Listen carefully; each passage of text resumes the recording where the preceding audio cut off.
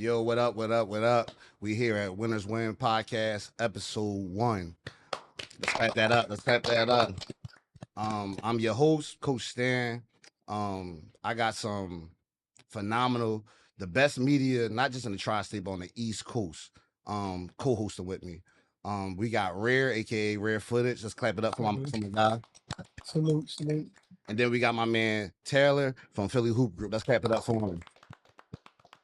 So we got a special guest today here at episode 1.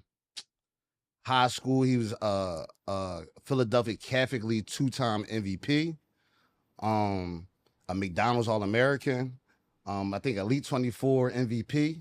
Yep. At Nova Big East All Rookie, played for Philadelphia Sixers, the Clippers, and the Dallas Mavericks. We got not just a uptown legend, not just a Roman Catholic legend, but we got a Philadelphia legend, one of the best point guards to ever come out of this city, Maalik Wayns. Let's give it up for my guy. Salute, salute. My boy. Said my guy. My guy. So, Smack, you one of the most decorated players to ever come out of the city of Philadelphia. What part of the city you grew up in? So I'm from, what do you call it? Somerville, West Oak Lane. I lived in Somerville, but I had my grandmom's in West Oak Lane. So I was kind of like between both, but I went to school early on in Somerville with you. Yeah. And grew up with you. So let the people know what elementary school and middle school you went to. I went to Prince Hall. Some stuff happened, so I went to Prince Hall. Then I transferred to Pennypacker, and then once I went to Pennypacker, I automatically went to Leeds. Okay. So from Pennypacker, I went to Leeds. But my neighborhood school was Wagner, but I went to Leeds because I had to go to Pennypacker for 5th grade, and then it automatically sent me to Leeds. Yo, Leek, stop playing with my block. You gonna shout my block out, bro. So I grew up. So what happened was I grew up. So my first block is Church Lane. I grew in Church Lane. My house caught on fire. They moved my grandma for a little bit. Then we finally got back on our feet. We moved to 20th and Godfrey, and I lived at 20th and Godfrey, on top of the barbershop, right across the street from Imhotep. Basically, that's where you met this guy at, man. Yeah, that's where I met this guy at. This guy. So talk about your high school. Like, what high school you went to? So it was crazy because I went to Roman, like as everybody probably know, but it was a lot in between there. Like I could have ended up a lot of different places. Imhotep, my whole middle school team actually went to Imhotep. I went to visit West Catholic. I went to visit ANC. I went to visit Chestnut Hill Academy. So it was like a couple different schools that, you know what I mean, that I was looking at, but ultimately I ended up going to Roman, and I think that was the best decision for me. I always mess with Brother Andre because I was already situated with my situation. I was at Mansion, but had a really good relationship with Brother Andre then because me and Malik was staying across the street. And I used to be like, yo, like I got this young boy, like he the best in the city, and I just don't feel like Brother Andre capitalized on that joint. Like, he dropped the ball on that. Yeah, he dropped the ball on. They still was in the trailers and all that type of stuff. So, okay. I mean, it's a hard sell. But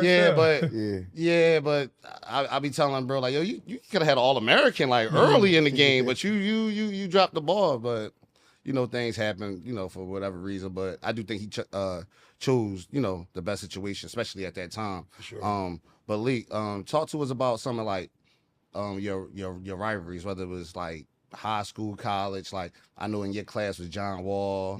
Was Drew Holiday in your class? A year above me. A year above, but even so, y'all still playing against each other. Whether it's camp, so don't gotta be somebody in your direct grade. Don't gotta be somebody from Philly. It can be somebody from Philly. Could be somebody in the Catholic League. Could be somebody from your hood. But like, who was like your rivalry that like?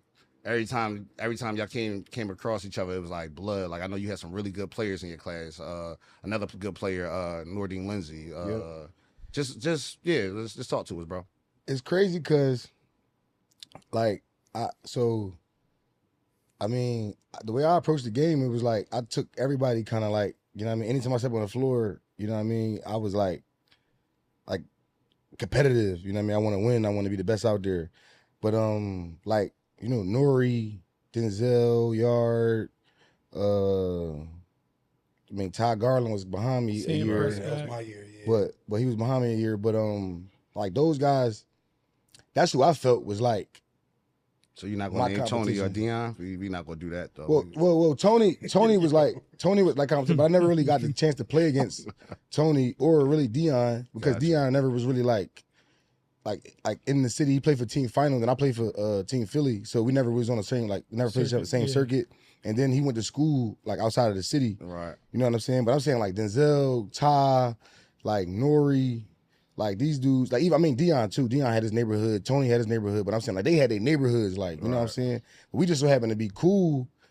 And I was cool with all these guys, and it was like a brotherhood kind of like, you know what I'm saying? Like it wasn't really like a rivalry type thing. Like I think it was more so like I was more so like a guy that like kind of like brought guys together. Like I feel like my rivalries was like dudes like John, Eric Bledsoe, and like there's a guy named Junior Cadogan. Is like for whatever reason he went to Marquette from Canada. Gotcha. Every time I played against him, we was like he was built like me. He had like that was no Diddy, but we gonna keep that. Nah, yeah, that was a little crazy, bro. But nah, seriously though, he like one like him, you know, John. Lance Stevenson was your year too, wasn't it? Yeah, Lance. I was great. Get to that.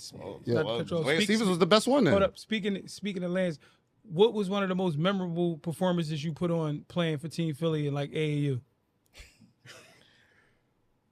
I played against Lance in Vegas, so I had got there from USA.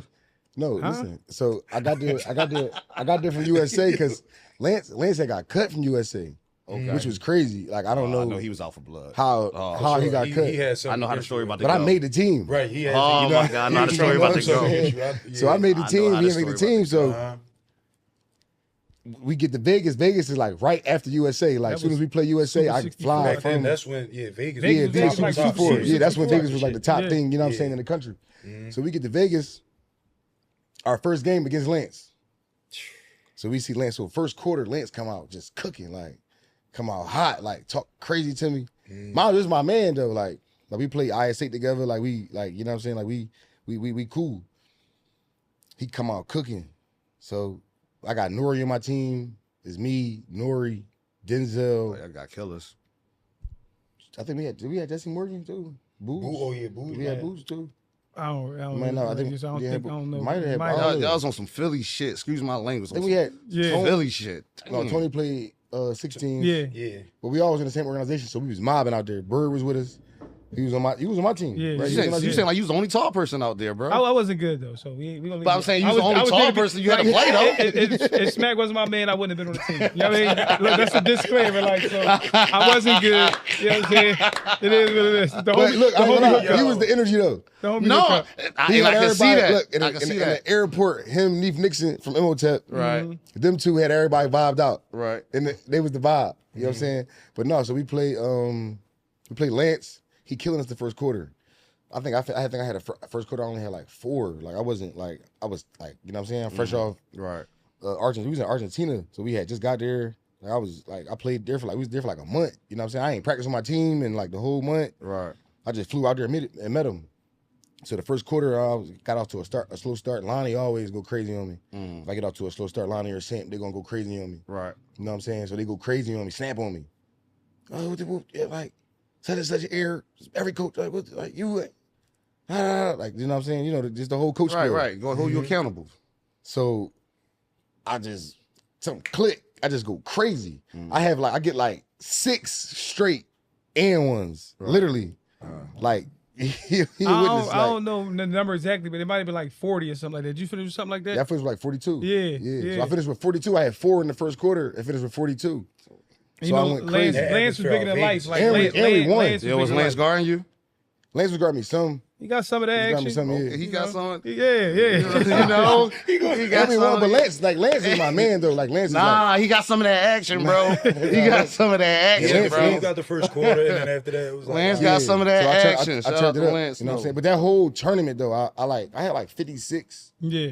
On like Compton Magic, I had like 40. Who was on that team? Man, like I can't even remember. We played Pump and Run with Drew Holiday. I had like 40 something. Oh, Drew, he cooked you, bro. Good luck tonight, though. But he cooked you. Game 5 tonight, you know. But Drew's number one player of the country, like ambidextrous, yeah, man, I had a bunch of like legendary, like I always tell people, like if we had like Rare or Philly Hoop Group and all that, like when I was in high school and like the shit I was, excuse my language, like the things I was doing, like in high school, like it would be crazy to see, like, you know what I'm saying? Because I was literally getting like 40s and 50s, like, you know what I'm saying, on a daily. Because I think what we had, it was Tesalari back then, but he didn't cover AAU though. Yeah, and it just the whole digital world changed. Yeah, so like, you know, like changed. Social media now wasn't like kids that. have games and highlights right up after the game. Yep. Whereas though back then we had to like hope it was, well, not me because I wasn't good, but like the guys like Smack had to hope it was a camera in there to catch it. But y'all don't even understand like how big y'all are, like, because I remember when we was back then, I didn't think the first like media outlet was like Ball is Life, but they was from like North Carolina. Yeah. So that's why I feel like John Wall just like went crazy. Like his mixtapes live He had forever. the best mixtape in the country. But I'm saying that's where it started at. It started with him. You know what I'm saying? So it's like now with us, like we got a bunch of media guys who doing the right things and they helping push the culture forward. So it's like if we had that back then, just imagine what like some of our guys would have been. Not even just me, like, you know what I'm saying, just some of the other guys we had in the area who was really good. It was harder to go, I feel like, Division I and stuff like 100%. that, or be All-American and stuff like that back then. Like I feel like with y'all, it's kind of like our area is spotlighted. You know what I'm saying? So our area kind of has like politics now, whereas though I feel like back in the day we didn't. You know what I mean? So just speaking on that, you know, Smack. One of my closest friends that, you know, I knew throughout my life. So just talking on like not just media, but I think what would have added to that is social media. And when I say that is if you know Malik, I ain't gonna say your middle name, bro. I ain't gonna draw on you. Know, start with a B, but I ain't gonna draw on it. But with that being said, if you know Schmack is basketball, then it's fashion. Like, you know what I'm saying? Like, he was always like a real fashionable. Even, you know, I know a situation where Smack, they didn't have a lot. They didn't have a lot 3 or 4 doors down from me. But young boy had some Pradas on his feet. He had some, you know, some True Religions on. He had, you know, he was always like a real fashionable guy. Like, yo, where are you getting this stuff? And it's real. Like, there ain't no Aki stuff. It's real. So, like, I just think that would have added to the part of just like, I don't want to say the celebrity, but just the hype. Absolutely. Like I said, I don't give him the credit to his face most of the time. But when everybody asks me, I'm like, yeah, my little cuz, like, he throw that stuff on, like, you know what I'm saying? Right. But I don't give you that. Like, I'm not tooting your horn. You know what I'm saying? He ain't gonna never do that. Like, so it's crazy we doing this podcast because this is just like, but this is like my brother, though. Right. And this is my brother, like, so it's like it's even good to see y'all, what y'all doing, and we all in the same space, and it's all like coming together. You know what I'm saying? Just to see what y'all doing, and just, you know what I mean? Because it's like, and even you, I know y'all since I was like, I seen y'all around. Like we from the same neighborhood, like, you know what I'm saying? So it's like I know. We always used to run into each other. You know what I'm saying? So it's like it's good to see what y'all doing, and so I'm honored that even y'all had me as y'all first guest. You know what I'm saying, on something like this, because I know where this about big, to go. Right? You say go big or go home, man. Yeah, Pause. right. I ain't even gonna lie. All right, so you played in the Positive Image League? Yeah. Yo, you ruined my basketball career, bro. What happened, I bro? fouled out in the first half.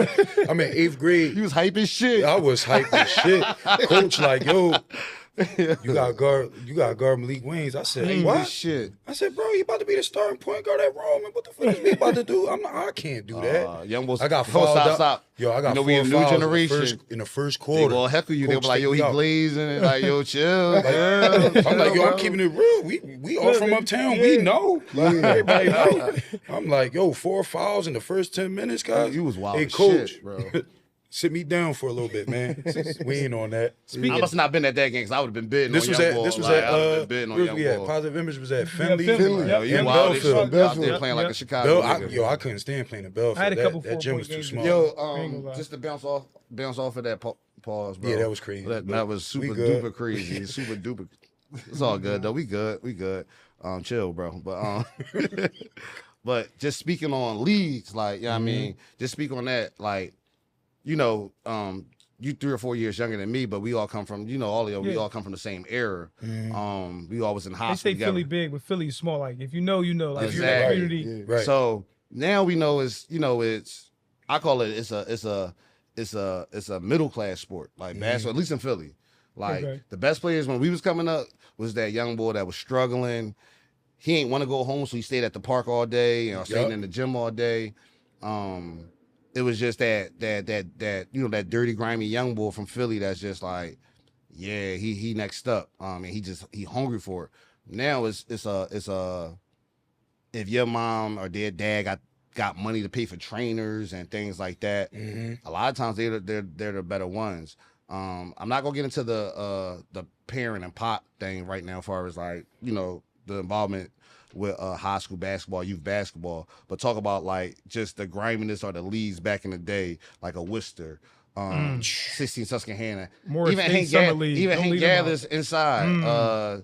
Shout out to everybody 25th and Diamond. They call them Morelands. That's that was that called. It was called that before Hank Gathers. But just even that league, like everybody got a story from Hank Gathers that they had 25. A lot of people be lying, but everybody got a story like that. But Leak, I seen you in action out at Worcester, and I'm saying you playing unlimited, and you probably like 10th, 11th grade, and that's a big deal. Like at that time, that's different.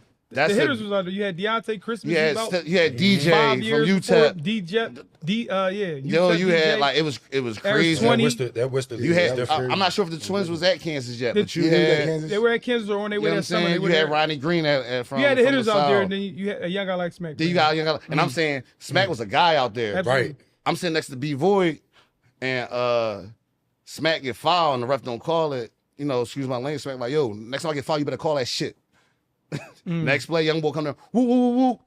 They foul him, he get an and one. Ref say, woo. B-boy say, yo, that's crazy, bro. He only called it because Smack just said something like, I mean, but he wasn't just like a young boy out there. He was a guy out there, like, and we know them environments. They was, we look back at them, they was dangerous. They was dangerous environments. Sure. They was dangerous environments. Crowd on just the court talk about that that back in the day, bro. I mean, I think I was born into that. Like, my dad had me going to 16 Susquehanna when I was 8. Like, I was up Simons when my dad had the league up Simons when I was 7, 8, and I'm like during timeouts, I'm going and just shooting on the court. I'm a young boy. So it was kind of like when I got to those leagues, I was like, I've been waiting for this. Like, you know what I'm saying? Like I've been waiting for this. Like I couldn't wait to play in front of the neighborhood and all the girls unique. And all that. So unique. Everybody be out there. You know what I'm saying? So it was like for me, that was just like, this is my time. Like I've been waiting for this. So I think that was a lot of for me, that was a lot of it. You know what I'm saying? I come up, my dad was like running leagues and like. Shout out Big Smack. That's my boy. Let's clap it up. Give it up for Smack. Give it up, Big Smack. Yo, Big Smack came to my prom's send-off. He was out there. He's like, Neff, I'm gonna be out there. I said, Smack, you ain't gonna be out there. I came out my little corny little, baby blue. I said, Smack, Big Smack out here. No, I got my whole head out here. Big Smack. To give him his flowers, he saved a lot of lives. When you got guys like in these recreations, in these neighborhoods, like putting time and energy for these kids, because like anybody, millionaires, whoever, can come drop money off in the hood, but when you actually put the time in with the kids, you actually saving lives, keeping them off the streets, giving them something constructive to do with their time. Right. So we need more people like Big Smack to be in our environment, in our neighborhoods, to give these kids hope, opportunity, and chance. And I ain't gonna lie, like my pop, like man, it's crazy because like people might just like associate like me with my pop, but my pop like. Sean Singletary and Deontay, Doug Overton, and Akeem Wrights, and just like a bunch of like big time guys come up like playing with my pop. You know what I'm saying? So like I said, I just was ready for my turn. Like I watched all of them. Like they was like big bros. Like you know what I'm saying? And I watched all of them and the success they had. And I was just really just ready to follow up. You know what I'm saying? And my pop wasn't gonna let me like fall short. No, my pop was super hard on me early. Like I was a chubby kid. Like I couldn't like cookouts, barbecues. Like I couldn't eat. Like, you know what I'm saying? Like my pop like was really like on it though. You know what I'm saying? So like a lot now, even when I'm coaching, and I see like kind of like pops, you know what I mean, doing certain stuff, I kind of like understand it. You know what I mean? More because I like on that side of it sometimes. Like even though I know they kind of like tripping, you know what I'm saying? I kind of like still understand the love part of it. You know what I mean? So it's kind of like sometimes the kids need the tough love. I can deal with it. You know what I'm saying? Because I know what it is. You know, even though. I never heard Smack get like that. Big Smack get like that though. He was like one of the most biggest motivators. Whoa. I'm talking about like early. Got you. Okay. Got you. Once I got to like 6th, 7th, 8th. Got you. My dad never had to say nothing to a coach. Got you. You know what I'm saying? Because it wasn't really nothing to say. You know what I'm saying? Like I remember like get that. Yo, Young Boy was different. Like so Smack, yo. This was our schedule, bro. We get home different times, but he gonna come to my crib. We might go out to I don't know, Albury, somewhere, some park. We gonna play. Emotep. Or play at the court. Yeah, courts, whatever. We gonna come back, right? My mom probably made some spaghetti, whatever. Leak greedy as shit. He gonna eat most of the food. She always had Pop-Tarts in that joint for us.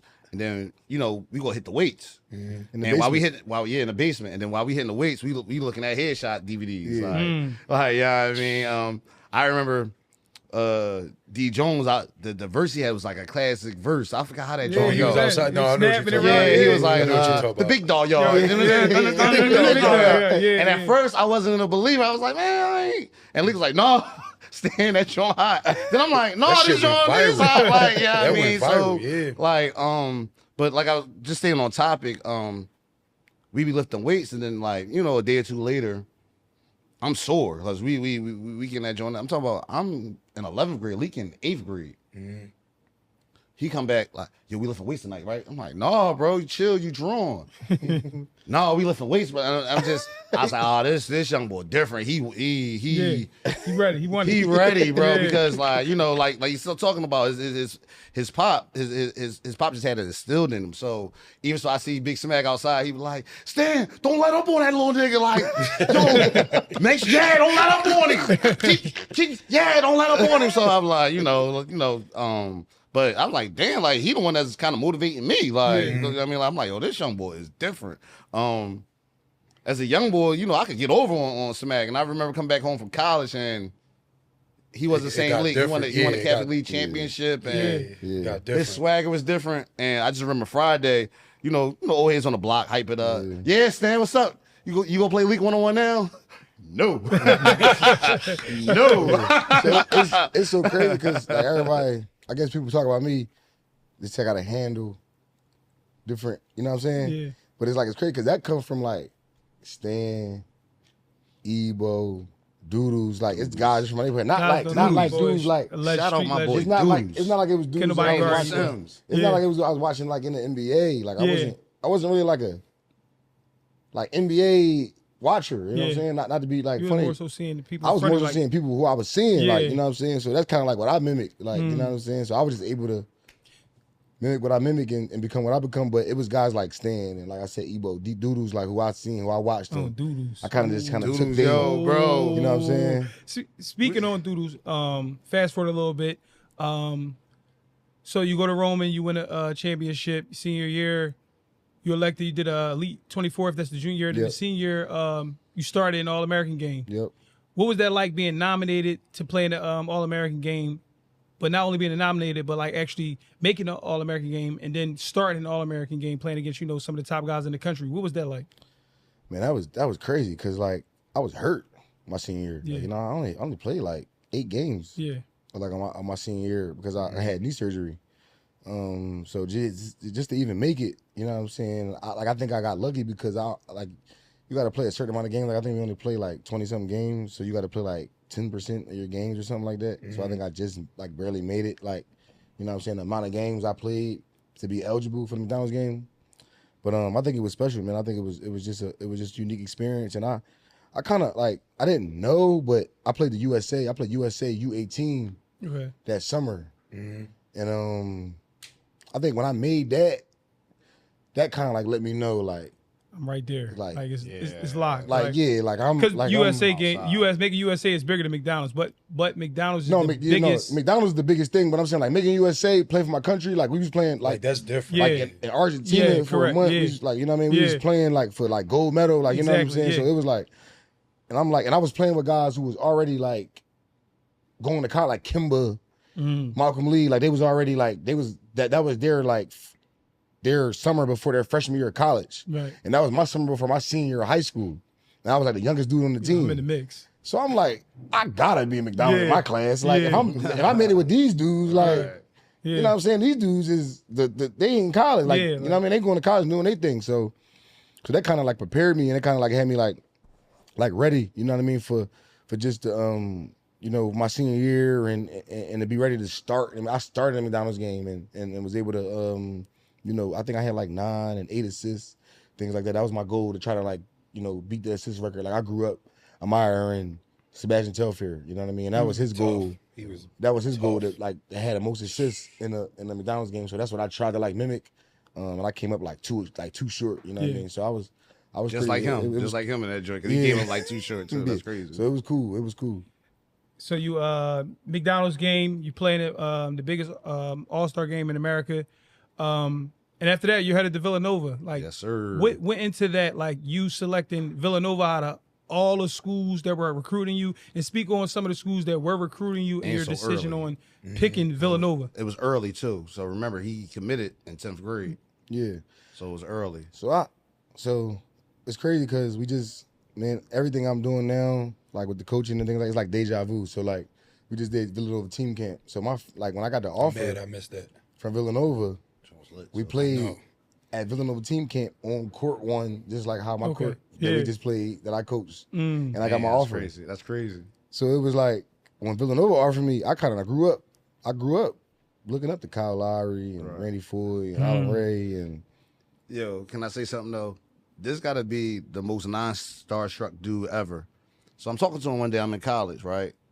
And he like, y'all, I just finished the workout. So we just start talking. And throughout the conversation, he go like, yeah, man, they was making shots earlier than me because, you know, Rudy and Kyle was there earlier than me. I'm like, hold on. We've been talking for 15 minutes. You ain't tell me this. And you're not in 12th grade yet. I'm like, hold up. You was working out with Rudy. What Rudy you talking? You like Rudy Gay and Kyle Lowry. I'm just like, bro, you talking like that's regular, bro. Like that ain't regular, bro. Yeah. Like that ain't regular. Like, you know what I mean? But just never been a starstruck dude. Like, you know what I mean? You know, so just commends to you on that joint though. Nah, for sure. I think that's just, I mean, that's a testament to like people that were surround me, like, you know what I mean, like the Lonnies and the Sams that was around me early. Right. And then just like God, like I always been just in situations where I kind of like a lot of like my peers who I grew up with are like Hall of Famers. You know what I'm saying? Like just like the guys that's just like the top guys in the league for the last decade. You know what I'm saying? That's who I kind of like clash with, like you know what I'm saying, all through high school. So even now, when like it's crazy when people see me like hanging out with certain people or whatever the case may be, they're like, well, how I probably even. You know what I'm saying? But it's like we was roommates. Yeah, like bigger than the game. You know what I'm saying? We was roommates at camp, and we was like teammates at camps and stuff like that. So it's like everything is full circle, man, and it's a beautiful thing. And I think I couldn't be in a better space right now. And I wouldn't change anything that happened or that I did. You know what I mean? It's all. I feel like it was supposed to happen. I'm supposed to be where I'm at right now. You want to skip to college? Like, you know, I just want to talk about his Nova, you know. Yeah, I was going to get I want to get to his Nova situations. Not situation, but, you know, as you said, you know, he picked Nova early. I guess one, like, why was the decision so early? Why you didn't, like, you know, weigh your options out on that, on that? And then the other part is just, like, what was some of your experience when you first got on campus? You told me some of them. Like, I remember, you know, you gave me a story about, you know, you attacking Scotty Reynolds when you first got there as a young buck, and Scotty was Jay Wright had to humble you a little bit, like, you know what I mean? But just talk about that a little bit for me, Brody. I think like the way I am, like I'm like a loyal dude, so I really got the same friends that like I don't know, like, you know, I mean, we come from the same thing, you know what I mean? So like once I felt like they was the first school that like really showed interest in me before. Like the Carolinas and the UCLAs and all those schools, Texas, things like that. And it was at home. You know what I mean? They was fresh off a Final Four and just had Randy Foye, Kyle, Allen Ray, all to the league. Tough. So I'm like, man, I could do what I need. I could accomplish everything I need to accomplish at home and do it for the city. You know what I'm saying? But I think this year it was great. I think it was great. Like I said, I wouldn't change anything. It was great. Coach Wright was great for me.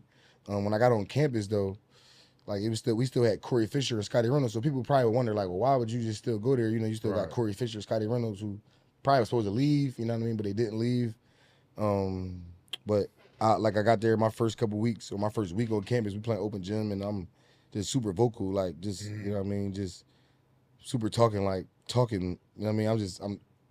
a young kid. Like I'm happy to be here. Like I've been waiting on this since 10th grade. Bird. I'm sorry, Rare. He being real, like humble right now. He got on campus.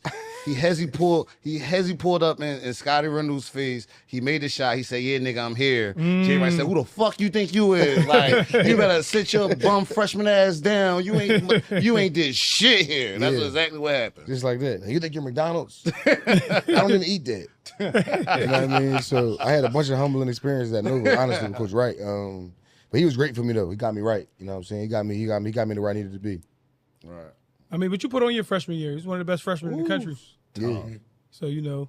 Playing alongside of Scotty Reynolds. I went all freshman. And Corey Fisher. I went all freshman team, Big East. Like, I feel like if I went to a school, like, where I just got to rock by myself, I definitely could have been one and done. Like, speaking of one and done, so you have a great freshman year at Villanova, great sophomore year where many people thought you would, like, you know, enter the draft, stay in the draft.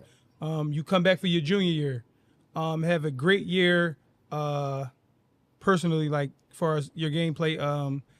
You enter the draft, you don't get drafted. Many people since, you know, high school had you being a lottery pick, being drafted. What was it like going undrafted, knowing the hype around you since, you know, early on, thinking you would get drafted? You was on the mock draft as high as, what, 5, I think, at one point? 3 at one point. You know, what was it like entering the draft, you know, going through the process? How was that process? And then what was it like knowing, because I was with you tonight while we watched the draft together, what was it like not hearing your name called? Man, it was motivation. And it's like, you like you said, you was with me, so you kind of like, as a testament, because you can, like, talk to these kids, because I, for whatever reason, whatever is in me, I never, like, I ain't cry, like, I wasn't, like, upset. I'm like, let's get it. Yeah, like, it's on. Like, it's on. Yeah. Like, you know what I'm saying? Yeah. So it's like, so it's like, all right, y'all think it's this? All right, it's on. Like, let's get it. You know what I mean? And I think some people take it the other way and just be discouraged and stuff like that. Like, whereas though for me, I think life and just like where I'm from, my neighborhood, and the people I'm around, the people I grew up with, the things I dealt with, circumstances, it was just like, I'm never just like, it's over. Like, you know what I mean? It's just, what's next? How we get to the next, all right, this what it is? Yeah. All right, bet it's the next challenge. Yeah. So you don't get drafted, boom, we like, dang, you like, you know, don't worry about it, you in high spirits, you didn't cry or anything. I don't know if it was the next hour, the next morning, you get a call from the Orlando Magic, like, yo, we need you for the summer league, come down. What was that like? And that was God, because I got there, and when I first got there, it was like exciting, you know what I'm saying? When I got there, Ish Smith was there. So Ish Smith was there. I'm like, you know what I'm saying? I know he's just come out the league, he gonna play. Right. I ain't gonna really play that much. Woody whoop. Right before the game, a team called, signing. So now he off the summer league. I'm like, I'm up, moving up one side. You know what I'm saying? He got his spot. Like, all right, it's my turn to get my. All right, bet. Let's get it. So he lead him. Now I'm the starting point guard. Right. So I'm balling. Like, I'm really balling. I play like 3 games. I'm really like balling. Into it. And my agent like shut me down. And it was like, I'm like, what's going on? He like, nah, we got something going on. Yeah, like, we did it. We got some cooking. Yeah, we got leverage right now. We got leverage right now. Got So some cooking. he set me down, and from there, I signed with the Sixers, and everything was, you know what I'm saying, up. Yeah, talk about that. How did it feel playing for your home team? Man, it was great, man. It was a great experience, just life-wise. Like, I think, like, it was just amazing. Like, my friends, like, is like, you know what I'm saying? Like, we all got to experience, like, a different life together. Like, you know what I'm saying? So I think for me, that was the most fun part of it. Just being home, like, you know what I mean? Just being from here, dreaming about playing for the Sixers, and then playing for the Sixers, and having your friends with you, and then we got the crib, and we drive in the range, and we outside. And it's like, you know what I'm saying? So it was like, wow, like, we from nothing, like, you know what I'm saying? So to even be experiencing this in Philly, and then people seeing it, it's like, we the hope, you know what I mean? So that was kind of like a different mindset I carried with it, and I to this day I still carry it like that. So what was it like? You know, you went to Roman Catholic, one of the most decorated schools, if not the most decorated school in Philadelphia history. Then you go to Villanova, one of the most decorated schools in like PA or our area, and then the Sixers, like, you considered like as having one of the most decorated, you know, careers out of Philadelphia history. And then you played for the Sixers. What was it like? Was it any pressure? Like, I'm the hometown hero. Was it pressure, or was it like, you know, like, I'm just happy? Like, what did you feel any like extra pressure knowing like you come from Philly, you play for Roman Catholic, all they know is championships, Villanova, one of the most winningest programs in PA, and then the Sixers, you like, What was that like? Yeah, I think it was just for me. It was more than basketball. I don't know if I knew how to like handle all that, like being that. You know what I'm saying? That young and where we come from. Yeah. Where we really don't have like, you know what I mean, like super duper older dudes in us. Like we got guys like Stan who's like right there with us. You know what I mean? But our older guys. You know what I mean? So I kind of like do it. I think that was like tough for me. I mean, that's kind of like really why I coach now and do what I do, because I think kids need that, you know what I'm saying? Because I think, like, it was just moving so fast to me. Like, everything was just, like... a blur. You in it, like... a blur. Like, I'm 15, and then I'm 19 in the league. Yeah. I'm 15 at Roman, and then I'm 19 in the NBA, you know what I mean? And I'm from, like, nothing, you know what I mean? So it's kind of like, how do I even, like, manage this? You know what I mean? So that's the tough part, but I think it was cool, though, man. I think it kind of, like, groomed me to be, like, where I am now in life and just to be able to see life how I see it and just be able to deal with everything I deal with. Go ahead, Stan. No, good, bro. Go ahead. But I say the second team you played for, what was it, the Clippers, right? Yeah, yep. Talk about that experience, because I know you was playing alongside of who? What was that, Chris Paul? Yep. Yeah, Chris Paul, Grant Hill, Chauncey Billups. Keep going, right? He's been cooking the shit out of you. I know he's been cooking the shit out of you. No, so it's crazy, because I look at it like this, like, man, it's crazy, because, like, when you even think about our team, I think, like, where I'm at now in life, it was, like, kind of, like, meant to happen like that. Like, I'm obviously not on those guys' level, you know what I mean, as far as, like, our careers and NBA careers and things like that. But, like, 3 guys on our team, head coaches now. Like, you know what I mean? Like, we had Willie Green, was the head coach, Pelicans. Yep. Chauncey Billups, the head coach, Portland Trail Blazers. J.J. Redick was on our team, might get the head coaching job with the Lakers. Yeah. We had Ty Lue, our assistant, Alvin Gentry, Doc Rivers. So it was, like, nothing but just knowledge. Right. So, like, my 2.5 years there was, like, just, like, I was just being poured into, like, you know what I mean, of the game. Like, I wasn't really playing, but I think that, like, that right there, like, that part of my life kind of set me up, like, for the rest of my life. Like, being around Grant Hill, he's the owner of a team. Karan Butler coaching for the Miami Heat. You know what I mean? Like, what, the head of the NBPA? Yeah, you know what I mean? So just being around them type of mindsets and just those type of adults was just like, I was 20, I was turning 21, you know what I mean? So just to be around those dudes at that time in my life, and I think it was great, and it kind of like helped me for the next phase. And I didn't even know what the next phase would be, but now just looking back on it, it's like, wow, I was around like all like just straight, like, really basketball minds. Mm-hmm. You go for it. My fault, bro. So, but I don't want to like skip, like go back and forth.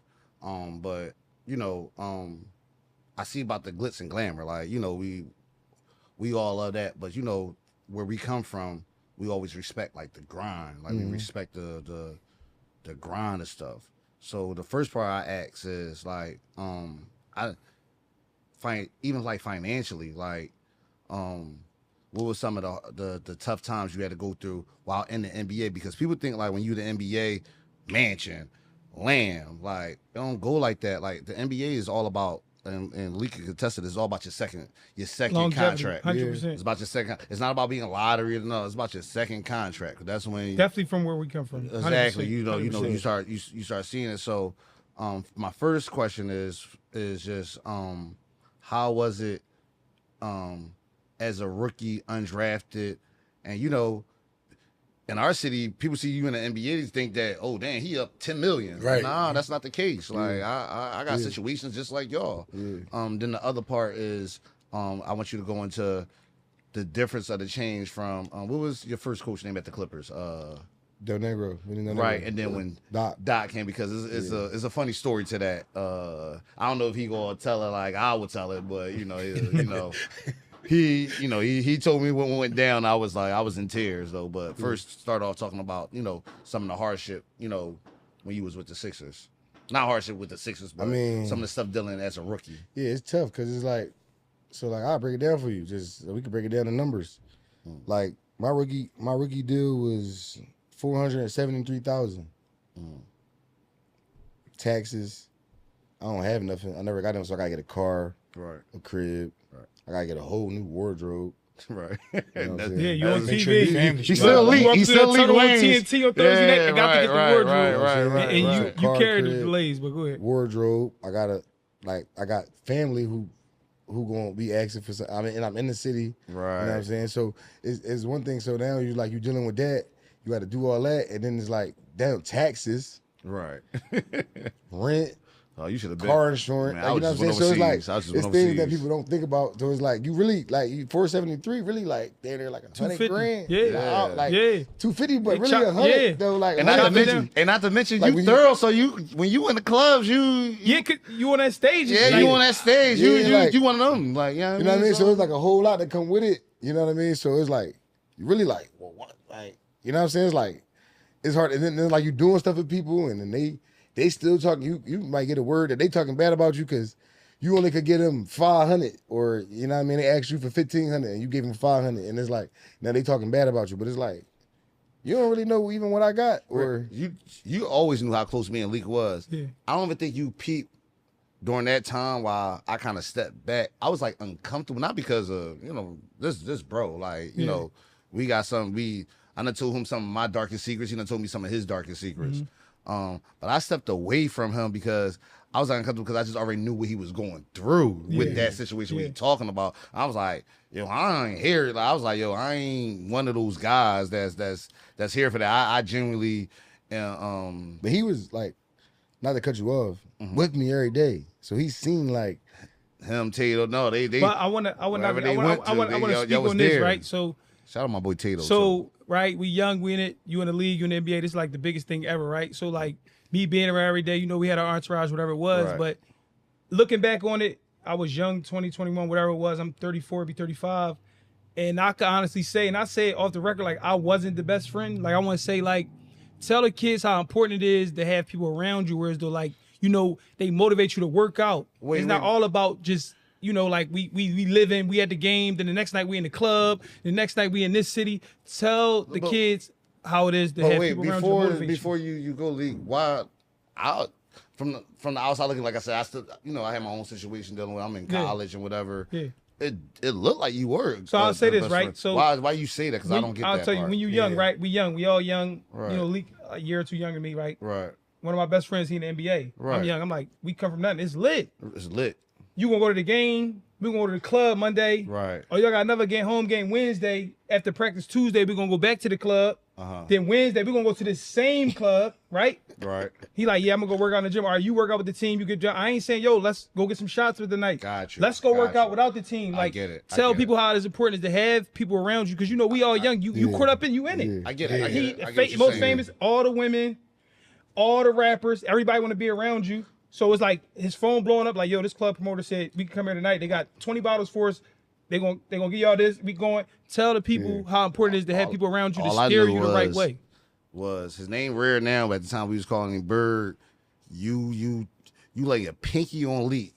Bird coming for you. I'm going to bed. I definitely was going to bed, my guy. I was like, yo, he a great friend. I was like, yo, that's no. I was like, yo, I'm glad you got my name around you. I think a part of it is, see, like now it's different though, because now like guys got like handlers and like older guys and people that's around them, and you had that like, too. You don't realize you had that too though. Yeah, but it's different now. Handlers are on hands on hands. Yeah, like hands on. Like we was like really figuring it out. Yeah. You know what I mean? Street guys so I think I really think that like me personally, like I'm at peace like with my career and everything that happened, and like what happened with all of us. So I think that is like if we was supposed to go through that for these kids now. So now it's like you doing what you doing, right? And you able to relay that message, right? And then I'm doing what I'm doing, and I'm able to relay these messages, right? And it's like these guys should learn from that and be better than. You know what I'm saying? Because I felt just learn from that. Though. And I'm like, damn, like if I'd be like, yo, seriously? we ain't going. Yeah, I'm like, yo, we ain't going to. House, I know you look. No, I'm afraid I'm going to bed. I'm like, we ain't going to the. Like we from nothing. We lit. Let's go to the gym after that. And now I was running for some time like, yo. This promoter said they got 10 bottles for us. We outside tonight. Bro, you had a game in Africa. Tato and Bird was there, bro. Yeah, 100%. 100%. That's how I was like, yo, they gonna be. Listen, when you that young, that's how it's. I used to dream to go to Sixers games. Like when my man made it, I almost got tired. I was going to Sixers games every night with better seats than I could ever imagine. Yeah, we on the floor. My man played for the Sixers. His first home game, real game, not preseason, real game. I made sure I brought my own ticket. Right. I made sure I had a good seat. Yeah, like, I'm there. You ain't hit me for one. Pause. That was crazy. That was crazy. That was crazy. No Magic Johnson, son, bro. That was crazy, bro. That was crazy. Yeah, that was great. But I didn't tell him. They playing the Denver Nuggets. Was Yep, the Denver Nuggets. Iggy Dallas went to the Denver Nuggets that So year. they weren't like a Carmelo Anthony team, but, Yeah, but it was I the just knew Nuggets. my man. I just remember, I swear on everything I love. Like I remember one part. I remember I'm snapping like, put Smack in the game, put Smack in the, I'm drawing, and Miss Deborah, his mom, Aunt Deborah, she looked back. She she looked like, what the hell is this nigga doing here? Like, then the other part I remember, bottom line, that was your first professional win. So I'm never gonna forget you grabbing the towel and you happy. Like, you don't even care about how many minutes you played. You played too, actually, that game too. But you were so happy, and I'll never forget you looking at Rare and looking at Tato. And I'm talking about they like, yeah, like dog, yeah, like I'm like, damn, was he like did he get 30 out that joint? But I was just so, as an older dude, I was just so happy to see, you had guys with you that was really round hard for you like that. And like I said, that's why I was like, that was a real question. I was like, what you mean you wasn't a good friend? I was like, you look like a good friend to me, bro. Yeah, No, I get what you said. I get what you yeah, said. like, No, we ain't talking about when you young, loyalty, like, like, yeah, all that. outside I the could have night. been Yeah. that friend like, yo, we're going to go hit the We ain't gym. never We're going been to skip through the those club this problems. night. When I tell you, in our younger days, the club, I'm going to keep it real. That was our 6 days a week. yeah. I'm keep it. Look, it's years later. It's years later, isn't it? Listen, we was clubbing. Like, Yo. so, to move forward a little bit, right? So you play for the Sixers. Yeah. They waive you. You go to the D League for a short stint. The Clippers call you. Mm-hmm. Your first game there, you witnessed one of the craziest dunk-ons ever. DeAndre Jordan over Brandon Knight. Yeah. Like, what was it like seeing that, and what was the locker room like? Oh, let me get a 20, ref. Let me get a 20. Let me get a 20. Y'all made the dunk worse because it was a dead body The for bench one. was And scary. Brandon Like, Knight, yeah, like- Brandon Knight was so tough. Brandon, he was so tough. So no disrespect to For Brandon sure. Knight. He had to No, laugh it so off. look, so what's crazy is Wait. Y'all made it worse, bro. I'm about to tell you. I thought you would have thought it was a rap cipher going on. Right, Like right. you would have thought it was some headshot. Like so Leak is there, he's on the court like, oh my God, y'all holding people back. People are making feel like nasty faces. So what's crazy That was is- You should have seen the other that's team by bench. far the worst The dunk. other team bench Not was going worst. crazy That's the too. best dunk one I ever seen. I don't care I that he was agree. 7 foot No, I agree. and he was 6'3". That He was knocked him nasty. out of the That air was and nasty. really craziest dunk I ever seen in I don't my even life. know if I should say this because I don't even know because I'm coaching now, and Win is win, bro. so I don't even know if I should say We this. need But to- listen, so that dunk is like affect my. So I run that play now. Like if you ever watch this with Billy Richmond, Okay, when he same catch the joint. lob, going Yeah, to the over the rim. top. So, That joint look like it hurt. I know his back was like. so look, so when we got to that timeout, Doc drew the play up, whatever. So DeAndre like tapped me like, I'm about to windmill this. Like I'm about to catch it and windmill it. Like, that's what he said. So he was like already like, On that move. What you say? What you say back? What you say? like you ain't about to like catch Oh, it yeah, in you the right middle there, of the hold on. game and windmill it. True Philly nigga. Like what? He like watch this.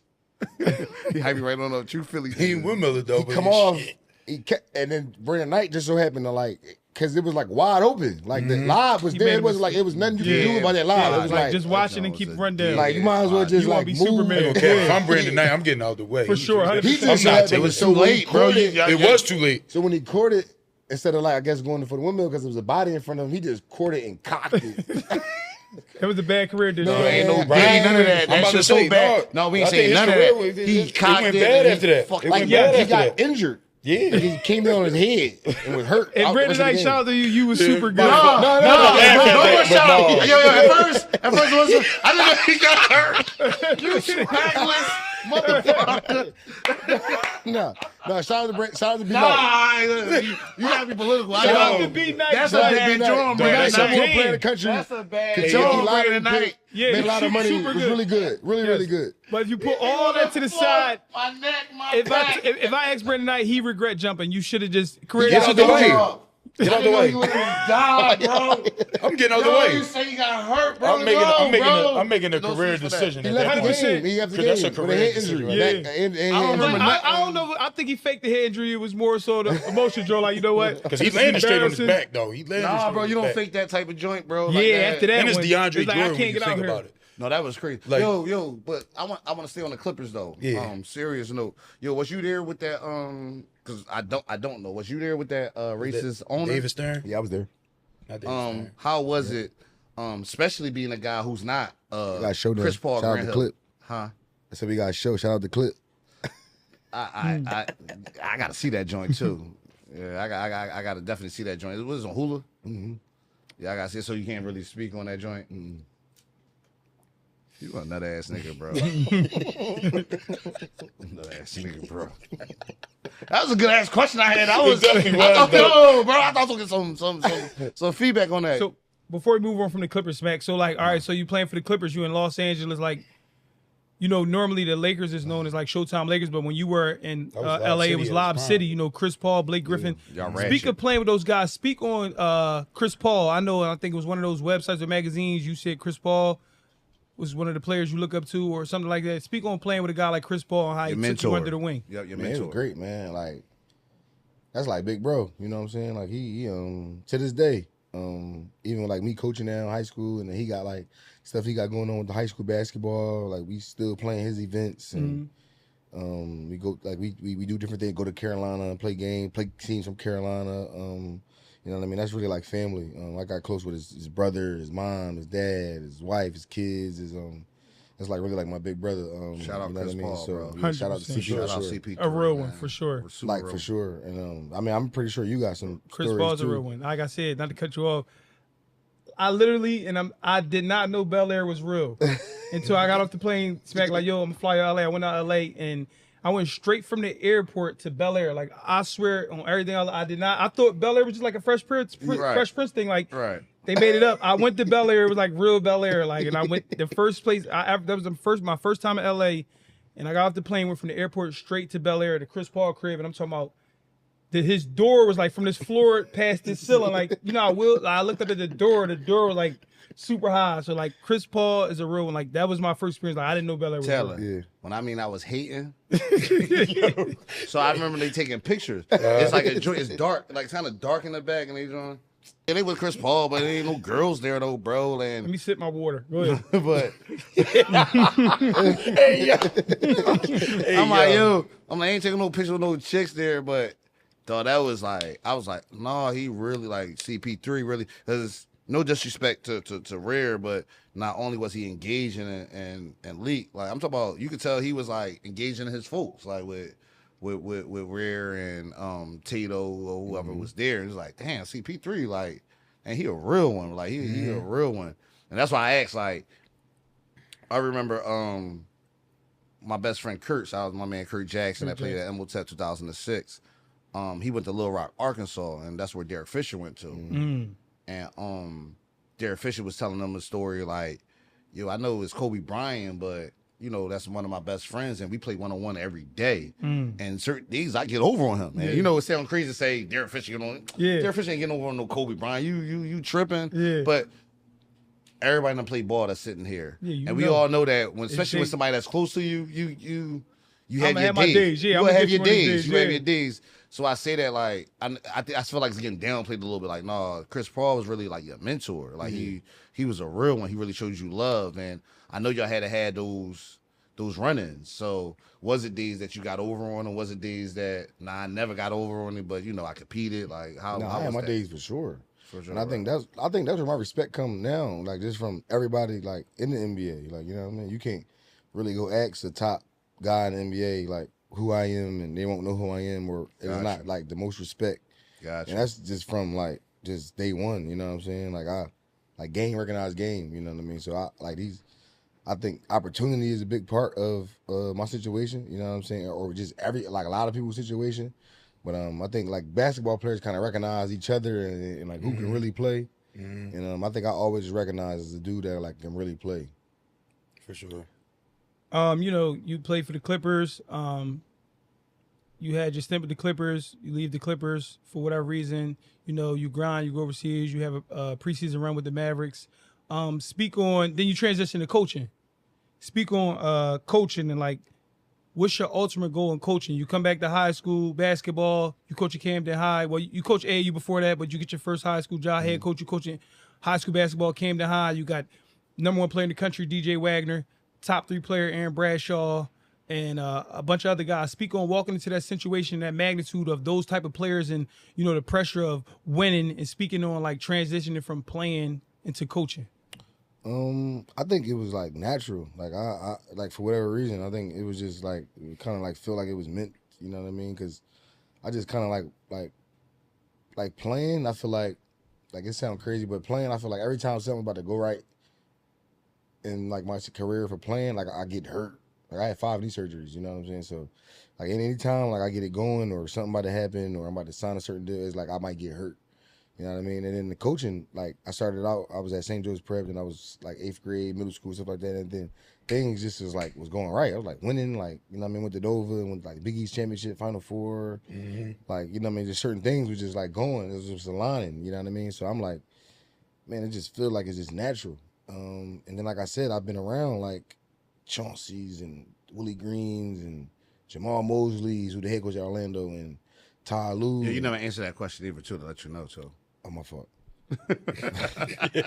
But like I just been around a wealth of knowledge of basketball. You know what I mean? So like my knowledge of basketball, I think is at like a really high level, and I'm always been a student of the game because like you got to think my whole like even in high school, my whole pro career, even in college, I was like hurt a lot. You know what I mean? So I kind of like watched a lot. So it was a lot of times where I just was watching coach or I got the practice plan in my hand. I'm looking at the practice plan and how to like schedule a practice plan and things like that because I'm not practicing. So I'm just trying to just be engaged and be in tune any way I can. You know what I mean? So I think it kind of came natural, and I think the Camden, you know what I mean, it's a little bit of luck. You know what I mean? Just as far as what I walked into, but I think it's been great. So I'm gonna go back and forth because you're gonna answer. I need to answer. So first we're gonna start with the Clippers. Like the difference between, you know, that coach. What was coach you said it was your first coach at Clippers? Negro. And when Doc Rivers came, because I remember you told me like how Doc Rivers commanded respect. Like where it was like, oh snap, like even Chauncey CP3, like they tighten it up. Then the other part I want to ask you was like, you know, how did it affect the people around you when you decided to retire and go to coaching? Because I know I was one of the people that was rooting against you as far as coaching. I didn't realize he was lining me up, Rare. Like he was like asking me questions and like he come take like even when like, you know, he'd come through and I you know, he was still overseas and I work him out. He's still like, yo, this and that. And he asked me about certain young boys. I'm talking Malik wasn't playing games. He was tapping in. And I'm not even talking about just high school. I'm talking about even in the street. Like, you know, because that's a big deal that we got to talk about too. I don't want to leave this episode not talking about, you know, what can we do as far as with this gun violence and with these young boys acting crazy. But like he was like, yo, Stan, I'm tapped in with the young boys around the way. Like I'm trying to talk to them and even in the gym and this, that, third. And I was just like, bro, you still got a whole bunch of gas to give out, bro. Like, man, fuck that coaching shit, bro. You tough, bro. You still like, you got it. Like you know, like beyond my friend, I'm a fan too. So I'm just bro, I still like to see somebody that's getting to it. Yeah, he get, you know, Leak one of the last like that's really getting to it, and I'm just like, he can tell you I was one of his biggest haters. Like I was like, he like, no, Stan, I'm a coach. I'm like, shut the fuck up, bro. I ain't trying to hear that shit. Like he like, yo, bro, I'm serious, and he was serious. Like he wasn't like trying to be, oh, I'm Maalik Wayns. No, he was trying to be humbly like, I'm a coach. Like I don't care about the top guys. Just also like. I'm tapping in with the young boys around the way that, you know, that got potential and things that's serious about basketball. And I just want you to answer them joints just as far as like, you know, like I said, as far as with the change with Doc, and then also how did people feel as far as when you know, it was like they started realizing you really taking coaching serious. Yeah, because I was shocked when you retired. Bro, I was mad. I ain't gonna say I was a hater. I was mad. I was mad though because I was still a fan. The timing don't sit right with a lot of people. The time like yeah, because he still had some games. I know he had injuries. But I'm like, bro, he's super tough. The run ain't been the same since FOE, bro. Yo, I ain't gonna answer. But with Doc, it was crazy because with like Del Negro. Like I love Del Negro. Like I thought he was like a great coach. Like we won, like the Clippers won the most games like ever in like the franchise history. Like literally. Yeah. You know what I'm saying? I think he was a great coach, but I think it was just like a respect factor. Right. And I think we had like so many like. They might have dropped the ball against Memphis, but that's not. Like, I think when we lost to Memphis, they dropped Rudy and OJ, right? Memphis? Yeah, we lost Memphis Grizzlies 4 straight. Yeah. First round. We went up 2-0. Yeah. Then lost 4 straight. So I think that kind of was like, you know what I mean, the breaking point. But I think Del Negro was great, and he believed in me. Like, you know what I'm saying? Del Negro told me at like my exit meeting, like, I'm not going to go get another point guard. Bledsoe going to leave. You're going to be CP backup. You know what I mean? It's going to be Like you got a real chance here, real opportunity here. We really love you. Doc kind of came in and was like, didn't really know who I was. Like first thing he did was go get Darren Collison. You know what I'm saying? That summer, things like that. But Doc was like, Doc. You know what I'm saying? So he came with command and respect. Yeah. And he I ain't feeling this. I ain't know that part, bro. I ain't feeling him either for that. I ain't feeling him. Doc, he was one of my favorite coaches. Yeah, I ain't feeling him either. That's breaking news for me too. I ain't feeling it. Yeah, I ain't feeling you, bro. So man, I give y'all crazy stories. Like so it was I'm playing for the Clippers with Doc. So CP3, we played in Dallas one night. CP3 get hurt. So the next day, that night we fly to San Antonio. Next day we go do shoot around, film and all that. And like Doc, I'm the starting point guard. You know what I'm saying? He got me in the starting lineup because Doc don't like to switch lineup. So it's like if the starter get hurt, he like put a backup as the starter and then have his his backup point guard, just keep him in the same role. Okay. So I'm like the whole day I'm going through the day as like the starter, like film, scouting report. We get to shoot around. I'm doing the same thing. We get to, like before the game, I'm working out. I'm starting. I come back to the locker room probably like an hour before tip off. The trainer come and call me into the office like Doc wants you. So I'm thinking he about to ask me like ready? Like what plays I'm comfortable with at the point, like, you know what I mean, to start the game, like what the whoop. He tell me like we gotta cut you because it's like it's 10 o'clock. I don't like that. He said it's 10 o'clock Western time or whatever the case may be. Like by the time I get to halftime, whatever the case, he said by the time I get to halftime, Eastern time, it'll be 12 midnight. And your contract will be guaranteed for the next 2 years. He was like, we need more flexibility than that, so we can't do that. So we're gonna cut you right now, but we're gonna bring you back 10-day, keep you for the rest of the year with you. But he's like, right now we gotta cut you, so you're not gonna play tonight. So I'm like, damn, this is on TNT against San Antonio. This is like my moment. Like I'm ready to go. Yeah. Like this is it. You know what I'm saying? That was my moment too, bro. Yo, go finish. I'm about to go Doc. It's about to get bad for you, bro. I remember that. You gotta be political. I don't, bro. Yeah. Like, bro, go ahead. So that's like, man, it's crazy. They cut me in the locker room. So I get back. So I go back. So I go back to my locker. I go back to my locker, and CP and all them come in the locker room. They going like now. I'm like, they're like, you scared? Like you supposed to be starting. It's like your day. Like you scared? I'm like, like they just cut me. Like they're like, what? Like what you mean they just cut you? Like you about to start? I'm like, they just cut me. Ask them. Yeah. So I knew CP3 really had love for me. So they cut me right before the game. CP3 ain't playing that night. He sat in the locker room with me the whole game.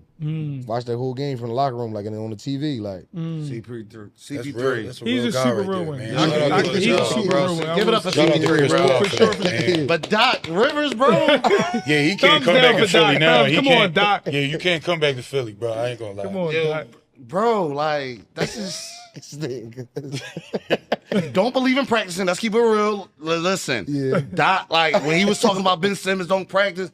Everybody know Doc Rivers don't believe in practice. He do not practice. He'll do film. Yeah. He don't practice. He don't. You got that bad round back, the round back. Jordan used to be baking you a cake. Win another one, Doc. You riding off that. Jordan used to be baking you a cake. Jordan used to be baking you a cake. Yeah, practice is not a thing. So it was like hard. You can't really earn a spot. Yeah. If you a young guy playing for Doc, like it just got to be like an opportunity. Somebody got to get hurt. You got to go in there and perform. You're not about to practice and earn a spot. Yeah. Practice. That was one of my favorite coaches all the time. That's just took it away, bro. I ain't gonna lie. I definitely liked him when he was on Boston. That just pissed me off, bro. Like, and you talking about my face frowned up the whole time as you was talking, bro. They agree with the shit. Yeah. But he ain't there. He ain't there though. So you a big time. I knew you obviously since you've been young. We always been into the DVD era, Headshots, Too Raw for the Streets. We run the streets DVDs. We always been into the. Shout out to Big Star too. Shout out to Big Star. 100% Big Star. Big Star's one of my mentors Legend. Here. Gave me jewels. I ain't gonna speak on here, but Legend. Shout out to Big Star. He's one of the reasons why we got this episode, y'all. I'm telling y'all. Yeah, no, Big Star super legend. He always give me jewels, man. That's my guy, as well as Bob. Bob is like that's big bro. But we always been into, like we already talked earlier, like we always been into the hip hop culture too. That's a part of us, bro. Yeah. First, like who was some of your favorite rappers? It don't gotta be underground, it could be signed dudes, underground dudes, and don't gotta be old, it could be new, it could be from Core to Seagull to Meek to Hattie, like whoever. Just talk about dudes that you used to listen to. coming up and to this day. And then also I just want you to just elaborate on, we know one of the GOATs of Philly, Meek Mills, who we, you know, love Meek. He a GOAT. In the interview, I would have took it as I would have been thorough. I mean, not thorough. I would have been hyped. Like, no, he just said my name, but he said he gave out some Jews that one of the classes of Philly house party, the song House Party. He said, I was talking about Maalik Wayns, who was, I know you heard that. Like, I was like, oh my young boy, nigga said his name. I swear to God, I'm about to go to the club right now. And, yeah, I mean, but, you know, Meek, shout out to Meek once again. You know, he was like, yo, I was talking about Maalik Wayns and when I was, you know, said such and such. I ain't gonna get the lyrics, but in house party, he said he was talking about you. What was your reaction to that too? If you can remember all that. I'm sorry. If you I got in trouble. Like Coach Wright. So I don't you know. Still in college? Yeah. So I don't know who like sent it to him, but that was Flamers, wasn't it? Yeah, that was Meek. That was house party. No, he was on. He was so, on. No, house party happened. Like I was a sophomore in college, and then I was in Vegas, and like I was thinking about entering the draft. That was 2010. Or I was thinking about like coming back. Yeah. And we had our little, you know what I mean? And then I ended up coming back to school.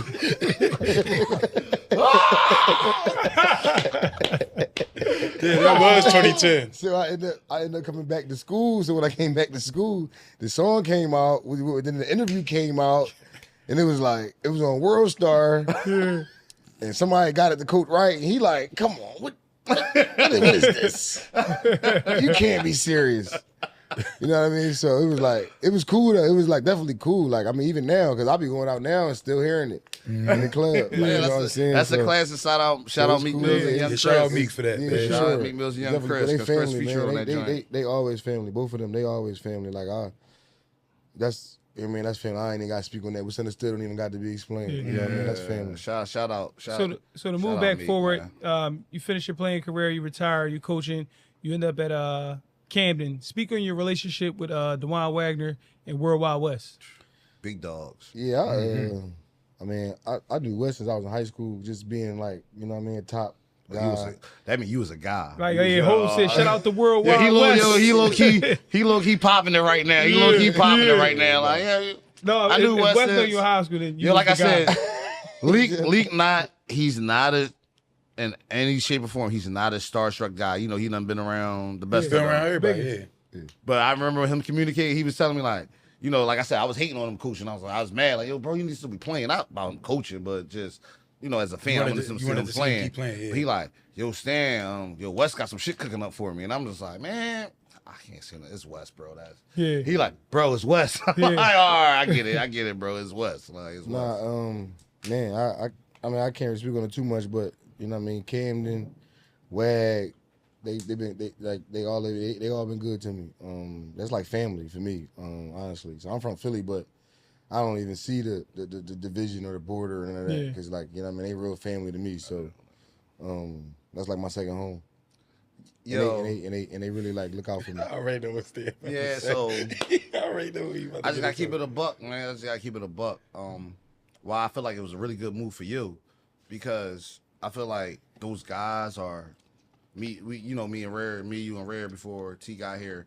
We talk about like they fit you, like you know, the thoroughness, just the urban vibes that they give, like, you know, they real ones. They come from where you come from. They come from where you come from, like like, you know what I mean. So I definitely understand it, but I feel like, to me, it was even more of a smarter move on their part from Worldwide West and Juan Wagner, you know, linking up with you, because of, we all know, Leak got some celebrity stuff to him, but he the guy next door.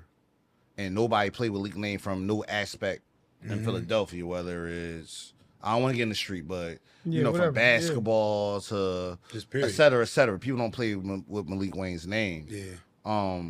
I just felt like they got the cool guy in the class. Like so it's just 100%. like, so anybody else they could have got, I even say me, like, say they would have said, yo, Stan, we want you to coach.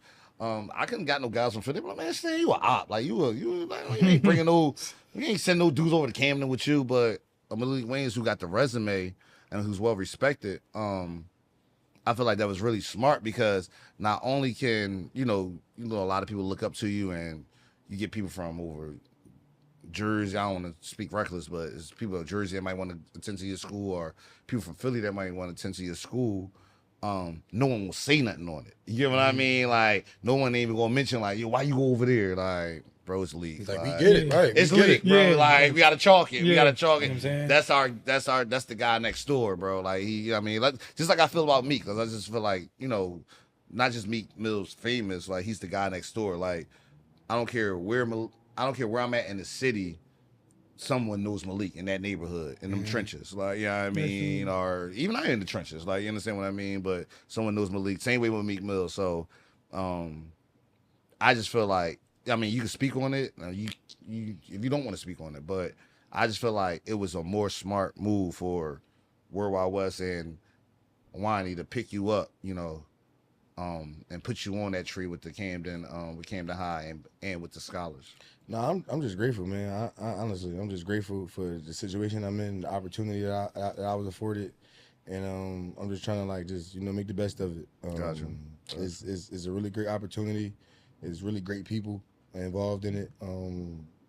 Like it's like a real community. Like I said, I'm from Philly, but Camden is like is they really accepted me and they really like took me in, and I'm there every day. You know what I mean? So I done built real relationships and stuff like that. So it's an elephant in the room. I don't know if y'all gonna speak on it. I got yeah, real. you know I got real. I know you about to speak on it. It's an elephant in the room. Listen, all right. I'm gonna just ask this question I'm first. still mad about that game. Listen, no, he was popping after the game. Yes. Dog. He was popping it during the game, Listen, bro. It got to a point. Bro. Shout out to my partner I Mike. flagged him. I Mike said, couldn't man, be here shut the today. fuck up. You talking some bullshit. Listen, we went to go shake smack hand after the game. You would have thought we was really a part of the game. High magnitude, man. Me and Mike shake his hand. Yeah. Somebody, yeah, fuck y'all talking about. I said, oh, Bro, that shit. was Look, one of I'm yo, not that mad was- at not mad at you that, went though. live for 2 months straight promoting the game. For sure. Rare, can we talk on how just That talk was the about biggest game in Philadelphia Just talk about the history, game. man. Just talk about the game in general. It was That's what I was amazing. gonna ask you. I mean, Yep. I I'm talking think about like the details of it. I don't think it will be a game of that It can't be magnitude that live up to duplicated. the hype in our No. lifetime. I truly Nah, I believe can't that. duplicate it, man. And I I'm blessed to be a played part of it. Yeah, and was like, You played know in some what I big mean? games. we Yeah. got Yeah. 3 top 5 players. I don't think it's nothing like 3 that. all committed to Kentucky. Three top You three got players Camden at the- versus Philly. matter of fact, 30 You got- minutes away. 30 minutes away, if that. at St. Come down to the Joe's. last shot. Band. Yo, it's like- yo. Yeah, The it's tickets like were a different- $10. People was buying tickets and flipping them for $150. Yes, they were. The I day of the swear. game. Yes, When they I were. tell you, me and Mike, shout out to my partner Mike. We get into the gym. Everybody see we in the gym.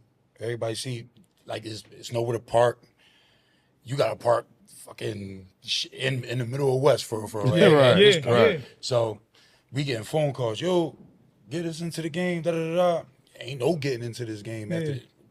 Like ain't People no had getting minks into this on. game. Like it was the thrill of Shout out Boots, Yeah, Boots. yeah, real Shout out in my the guy building. Ish. The chefs came through. Garcia. Everybody. Garcia, Garcia. everybody came through. You know what I mean? You know, Just speak on coaching that game. In that game, that was your in the first, magnitude of that first game, year like, coaching. did you Matter of fact, feel you the ain't energy? coached. Like, remember we piped it up for months in advance. We go live on Instagram. We got Camden guys happening. We gonna beat y'all because of this. You got Philly guys happening. We gonna beat them because of this. Like, I don't even think Smack wasn't getting on the no, live Smack yet. wasn't getting He live. wasn't Just getting on the people in live general yet. fans. After Did you that game, he feel got on that the live. energy like in there or before then? Like the magnitude of this game, like it's on. Like this is one of them, or was Man, what? 'Cause Yeah. you gotta think. So it's like definitely on because it's like, man, I'm from the same block right as there. Imhotep. Yeah, You know what I'm walking distance, saying? That's literally. like walking is literally. So these my guys, yeah.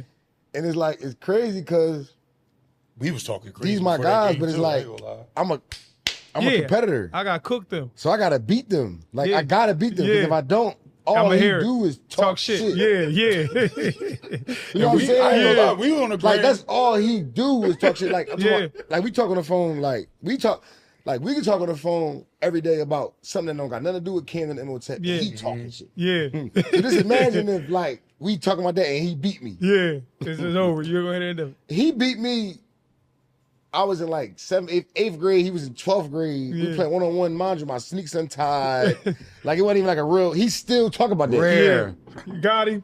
I belong in the lead. I beat the so look, So you get what I'm saying? You know what I'm saying? So I got the last win. So like, Play League One on there. Gotta blame Hell him. no, I ain't playing. No, I'm leading off on You the want some of win. this 'Cause too, I'm old man? like, all that, everything was directed to him. Yeah. That's crazy. This was like, yeah, you beat me in 8th I grade, get and it. you was in 12th grade. You was talking crazy. Oh, I get couldn't- it. You was in couldn't 9th even- grade though, but I that's couldn't even walk true. home without him talking crazy to me. Yeah. Like, we walking home, he looking at me like, you supposed to be what? You weird. So it's like all that still built up. Yeah. And it was just fun though. It was fun. Like I knew Justin, like, you know what I mean? Twigs. I grew up like uptown around Twigs. Shout out Twigs. That's Shout out Twigs. So it was just like old as shit. You just turned 41, Twigs. But you got to win that. Playing Yeah. Big Brother. Yeah, I got beat Big Bro, and like I said, my Big Bro, like I take pride on beating him in anything, whether it's He racing, downplaying that his walking relationship with brother Andre, that same relationship I got with brother Andre, he got that too. Nah, though. and I didn't want to get in that, but I'm saying like Brother Andre is like a dude like who like a coach, a Great guy, dude, man. a Great dude. who like I got like real respect for. Yeah. Like, who seen me like grow up. Yeah. Like Brother Andre like recruited me since 7th grade. Yeah. You We know, don't like, recruit at Emotep Chill, bro. We don't. he encouraged you to go there, bro. Yeah, he lived down the block. No, he lived a half a block away, so he lived said across the street. you should come to school. All right, cool. Yeah, you should Yeah. come there. And I ain't gonna lie, You technically can get me because I live across the street. I'm Right, not right, out the okay. district nowhere. Yeah, know what I you mean? can apply early. It's lottery. We do not recruit at Emotep Charter. Take that off the record. We editing that joint. Can we edit that joint?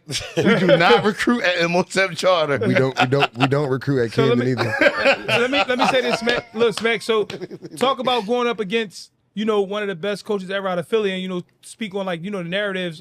Me, myself, Rare Footage, and Philly who group created, because we saying this rookie coach won't win against I was this just GOAT. about to say that too. Philly go like he's not going to win. It's impossible. He's a rookie coach. Speak on hearing those narratives. That's the and then first actually meme he posted. winning too. the game. Speak First on year that. coach. Speak on that, and then I'm gonna tell the story after the aftermath of the story because I was so mad. Go ahead. I ain't even want to go to So- the spot across the street after that, bro.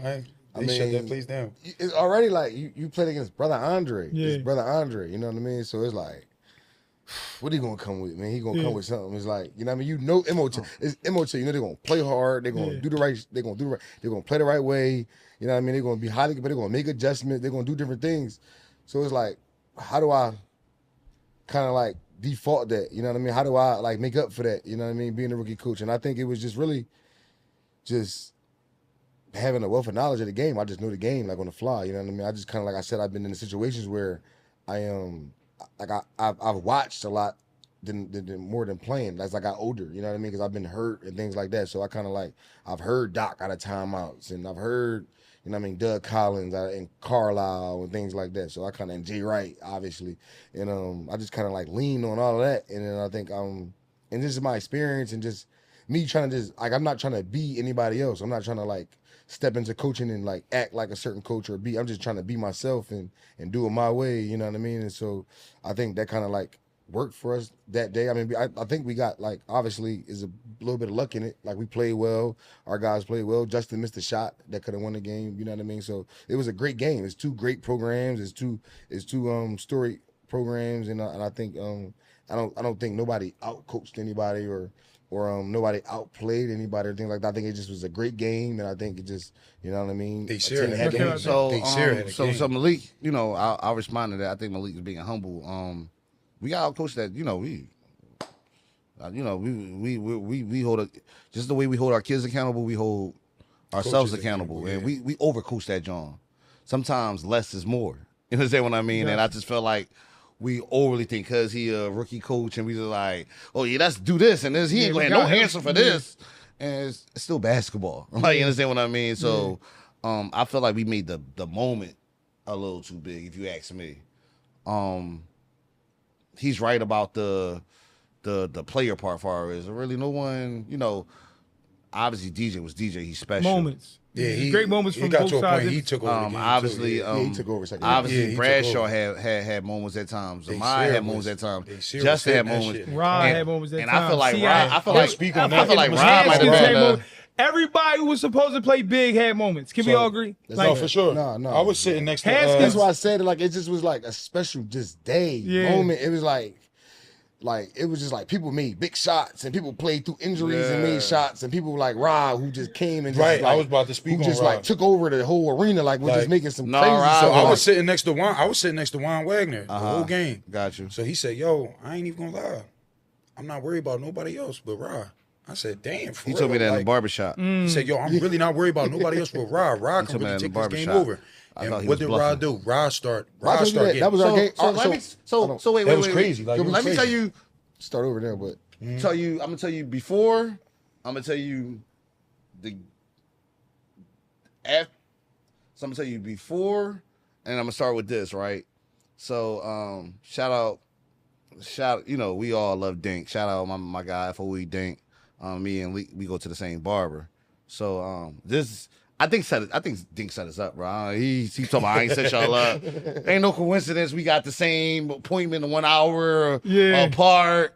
I walk. Everybody know I'm the bid. And you know I'm messing with Leak. And you know if you don't know our relationship, you think it's like super trolling. But if you know like my address was like 2012. What was yours? Like 2002 or No, That was really right down the street. You was 2012. I was like 2006. You get what I'm saying? Right. Like that's the address. Like he grew up in my house.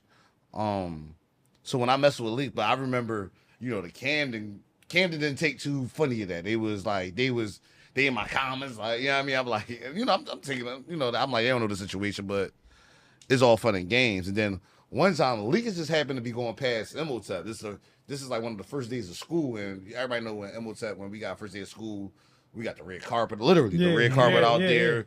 I'm on the karaoke mic, I'm singing, I'm drawing. Leak just happened to drive by. He stopped. He said, I heard y'all boys was talking reckless. I'm like, oh, he pulled up to the school.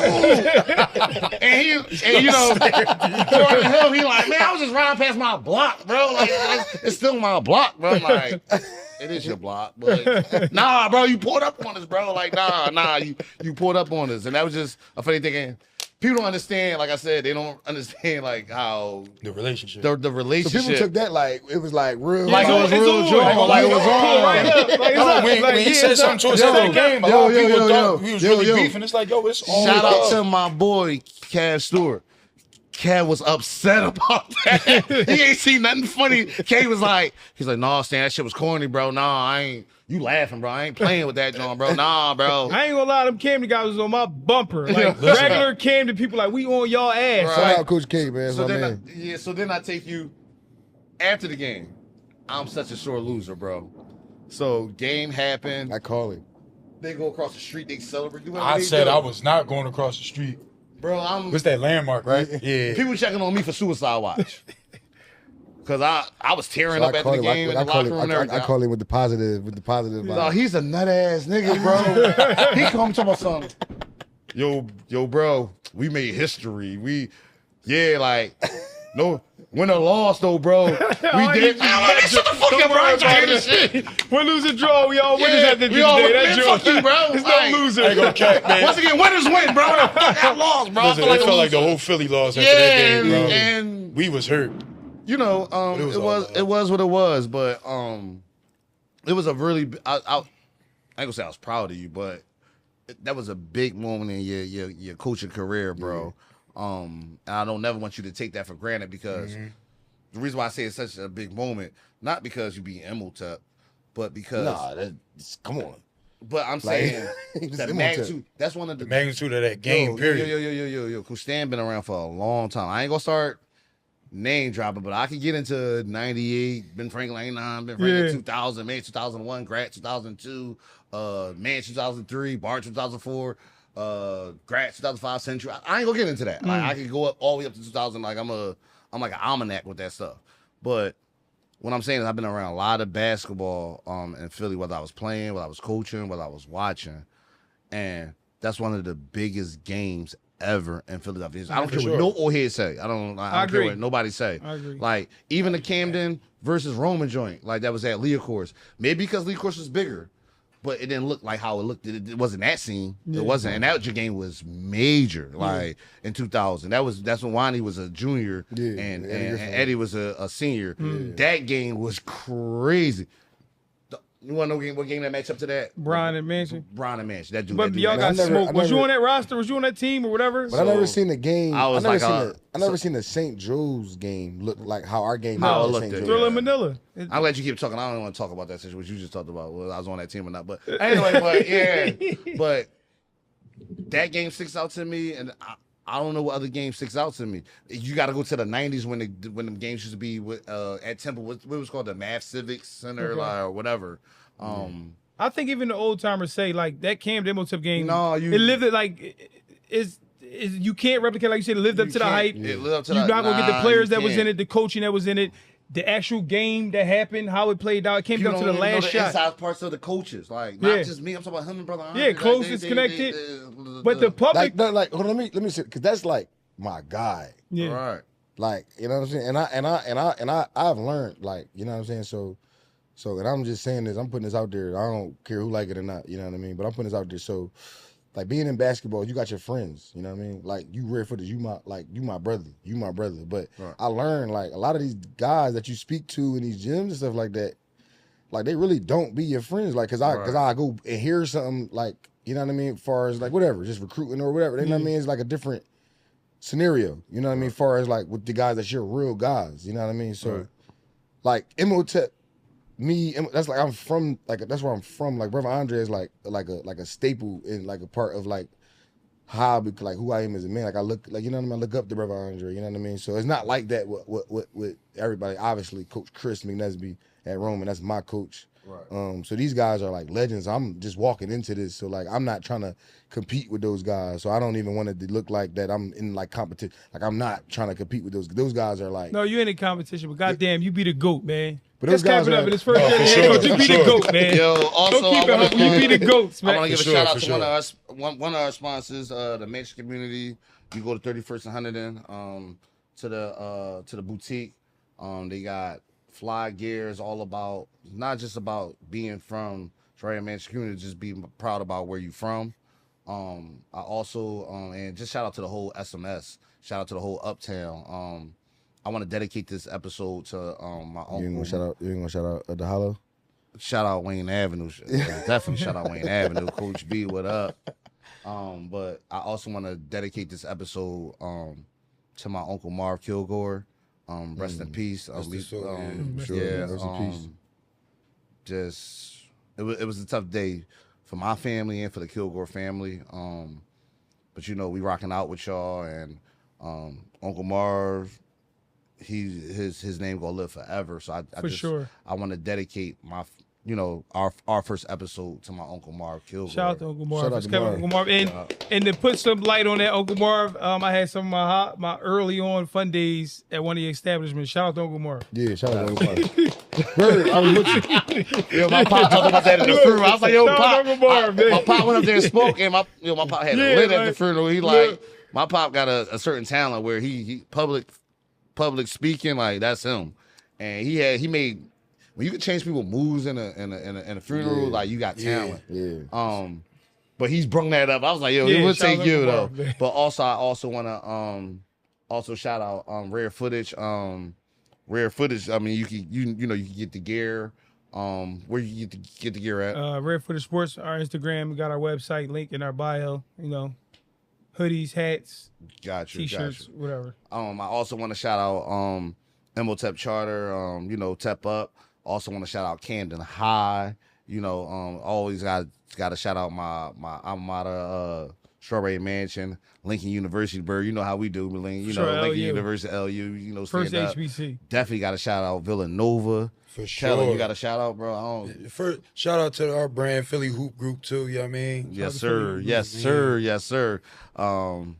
Yeah, I gotta start making sure I can. I ain't gonna lie, the merch coming soon though. Merch coming soon. Okay. Y'all know y'all get y'all. Y'all do y'all thing, man. Yeah, like appreciate y'all that. is all y'all do y'all thing, and it's like our area never been like this. You know what I'm saying? Where there's just so much attention. Yeah.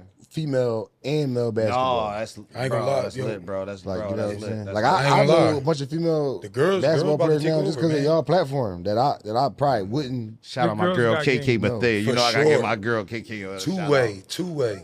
She bring the She straps the best out. 2-way 2025. For sure. I ain't gonna lie. There's one girl that I just been seeing that I think is just amazing. Yeah. But Ryan Carter. What class number is 7 she? in the country. Our Shout out 2027 Ryan class. What class is she? 2027. She's ridiculous. RC is the truth. Nah, our she's 2027 class, and it sounds crazy because, let alone one, our 2027 class got a potential 4 or 5 McDonald's. Like literally. 4 or 5? 4 or 5. No, seriously. I'm saying Ryan, three locks. Jesse. Three Like locks.